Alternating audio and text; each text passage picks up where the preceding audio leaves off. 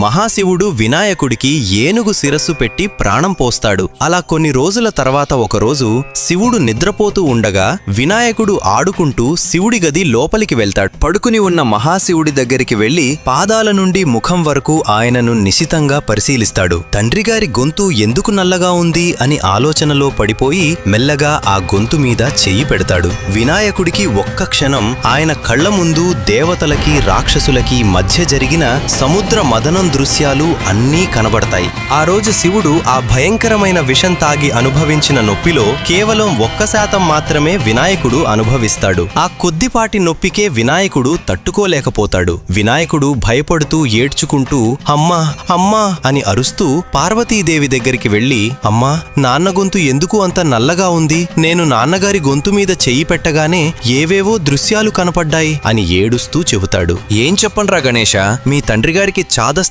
చాలా ఎక్కువ.